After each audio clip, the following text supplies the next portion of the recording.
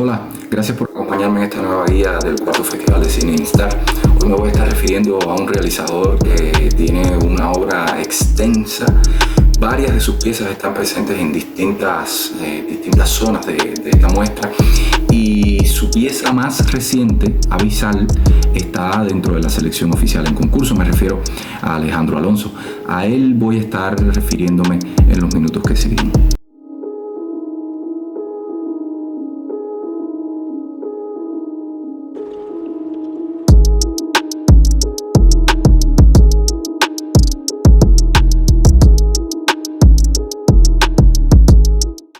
Alejandro Alonso es de los realizadores cubanos que de manera más persistente ha estado quebrando los bordes de lo que normalmente entendimos como el cine documental cubano, como la gran tradición del cine documental cubano, sobre todo de carácter testimonial,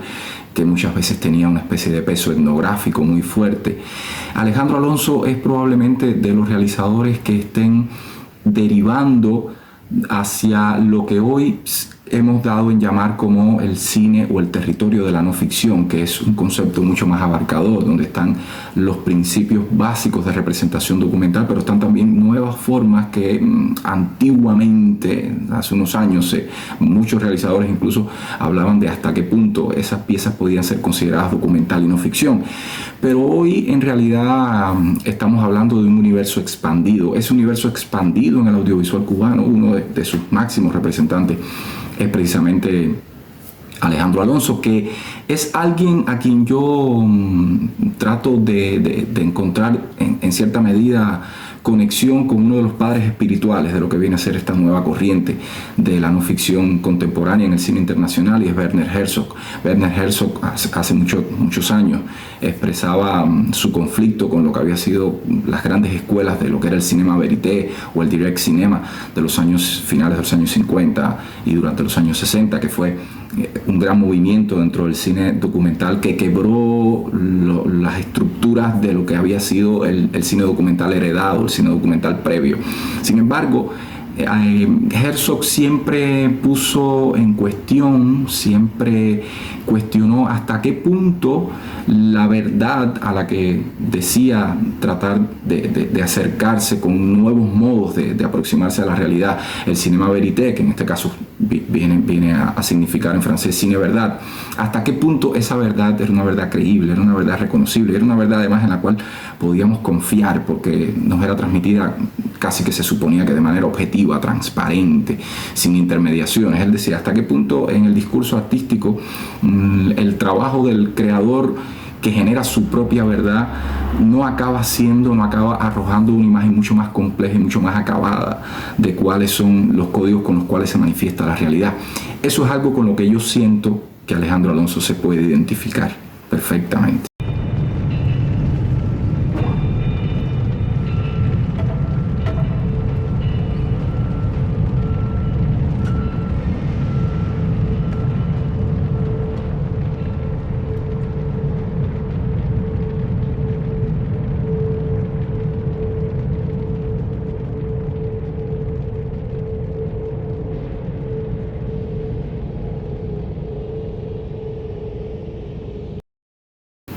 Para entrar en el tema, Avisal es una pieza que Alejandro Alonso ya ha estado presentando durante los últimos años en varios festivales, con la cual ha ganado varios premios, incluido el premio Coral al mejor corto documental en el Festival de Cine de La Habana del año 2021. Y es una pieza que viene a ser una especie de continuación de ciertas formas de indagación que están en su cine previo. Yo siempre pienso que quizás el momento en el cual maduró de manera más definitiva el estilo de lo que iba a ser la no ficción en el cine de Alejandro Alonso está en El Proyecto, su película del año 2017, que fue exhibida en Cuba, que probablemente se ha visto menos que sus últimas piezas, pero que es una película que para mí es un gran momento, es un gran punto de giro dentro de la no ficción cubana.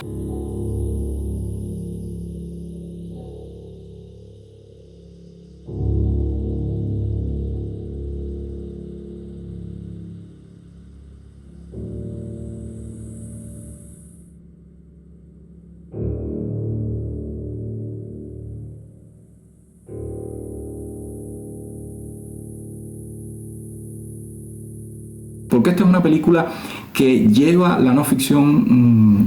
producida en la isla a el territorio de lo que hoy en día se ha entendido, puede parecer que de manera irónica, pero no tanto, como el documental de ciencia ficción. ¿Esto qué cosa es? Básicamente en El Proyecto, que es una película que está ambientada en una de las tantas escuelas en el campo que ahora mismo están abandonadas y convertidas en ilustres ruinas a través de toda la geografía de la isla, pues Alejandro Alonso, a partir de documentar la vida de un grupo de personas que han encontrado vivienda en una de esas tantas escuelas, en este caso en Quibicán, si mal no recuerdo, en el occidente de Cuba, él, al documentar esa realidad, le aporta una capa más, y es una capa en la cual una suerte de viajero en el tiempo que viene del futuro llega a este sitio y empieza a reflexionar sobre lo que está viendo, y en cierta medida ese se convierte en el narrador de la película, en el punto de vista que nos permite atravesar el relato, que nos permite también penetrar en ese ambiente. Y esto es muy importante porque aquí la lógica de establecer un contraste entre el futuro y el pasado, o sea, lo que viene a representar para los que las conocimos, las habitamos, esas escuelas hoy convertidas en ilustres ruinas, pues establece precisamente una de las claves de aquello que quiere expresar de manera más compleja el cine de Alejandro Alonso. Este complejo proceso de cristalización es una imagen de las relaciones sociales. Solo una vida íntegramente diferente demanda la verdadera creación. Es entonces un ensayo de la comunidad futura. Tenemos que aumentar la productividad de nuestro trabajo, fertilizar la tierra poco a poco, o de un golpe tirar sobre la tierra lo que tenemos a mano. Una columna multiplicada por miles, por cientos, por millones de columnas. Lo importante, cumplir con lo que se ha trazado.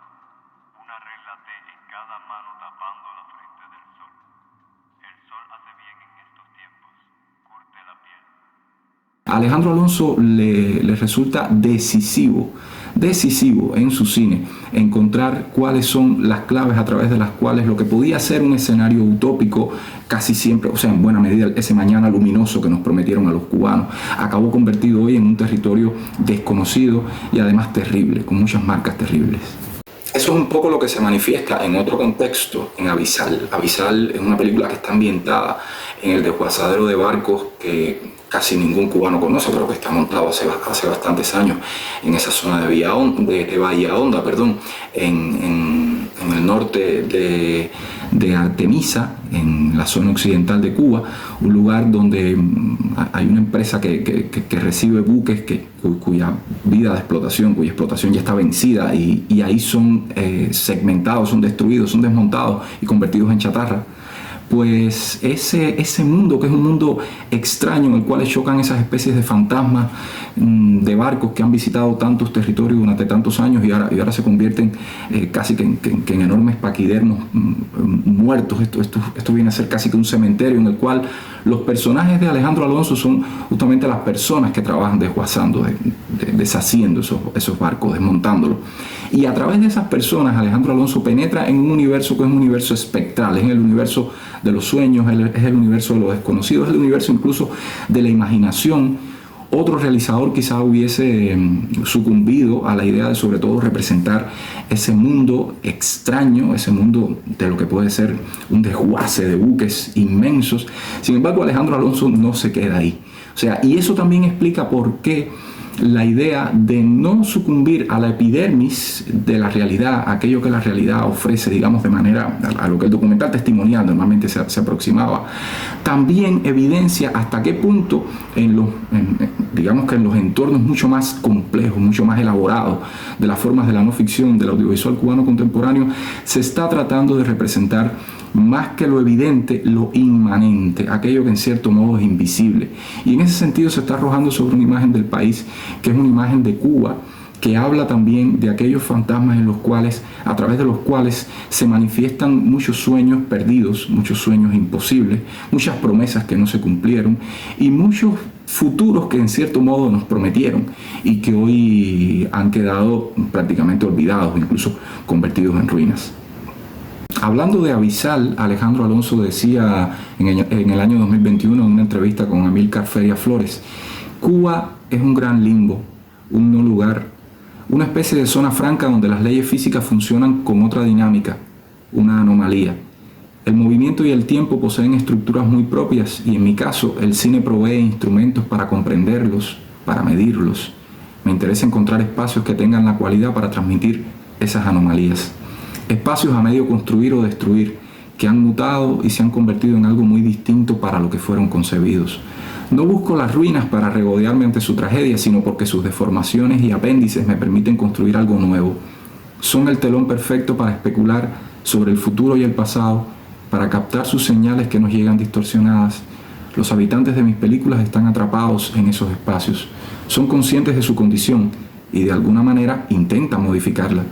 Saben que no hay escapatoria, pero aún así intentan conjurar alguna fuerza que los ayude a atravesar la frontera que los separa del resto del mundo. Esta clase de pensamiento, esta clase incluso de estilización de la forma expresiva del audiovisual cubano, habla de la madurez de el cine contemporáneo en la isla, a pesar de todas las circunstancias difíciles en las cuales se produce. Ese cine sigue tratando de hablar complejamente, sigue buscando formas nuevas para expresar el dilema de lo nacional e incluso, como ya hemos visto aquí en programas anteriores, para imaginar lo que pudiese ser el futuro para ese cuerpo nacional, hoy en cierto modo desperdigado, herido y también sometido al desconsuelo. Pero si de algo ha servido este festival de cine Instar, ha sido precisamente para entender cuáles son las zonas a través de las cuales las representaciones y las refracciones de la realidad nacional en el audiovisual están dando lugar a modos en los cuales podamos también encontrar nuestros propios reflejos, nuestras propias lecturas, incluso entender cosas que a veces nos pasan por la cabeza y no sabemos explicar de manera muy definitiva como cubanos. Así que ha sido un placer estar hablando acerca de estas películas durante estos días y también ha sido todo un lujo tener la posibilidad de llegarles a través de este espacio. Por eso no voy a despedirme, sino a dejarles abierta la invitación para que nos volvamos a encontrar el año próximo en otro festival de Cine Instar, nuevamente aquí en Rialta.